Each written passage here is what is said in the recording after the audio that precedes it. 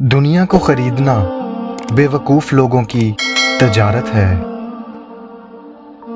दोज़ख बिलाशबा इन लोगों का मुकाम है जो नेक कामों में कोताही करते हैं। इल्म और अमल दोनों साथ साथ हैं, बस जिसे इल्म हासिल हो वो अमल भी करे।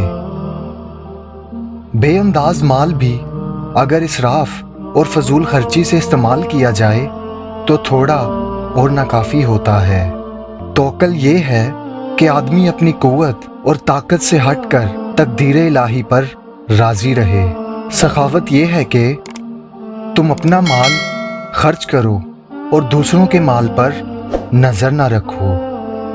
जो शख्स सैर शिकम होकर सोए इसे झूठे और परेशान ख्वाब नज़र आते हैं। रोज़ी वो चीज़ है जो इसको तलाश ना करे इसको भी पहुंच जाती है। सफाई पाक नफूस की खसलत है और परहेजगारी हराम कामों के इर्तिकाब से रोकती है। ये दुनिया एक मुकर्रा वक्त तक रहेगी और आखिरत हमेशा तक। ख्वाहिश परस्ती एक पोशीदा मगर मोहलिक बीमारी है। अक्ल जिसे नसीब हो इसके वास्ते जीनत और इल्म जो इस पर अमल करे इसके लिए हिदायत है।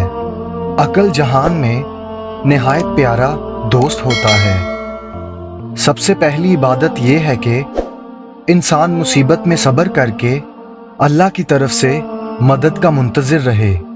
दुनिया वो चीज़ है कि अक्लमंदों ने इसको तलाक दी और ये इन्हीं लोगों का मतलूब है जो गंदे और नापाक हैं।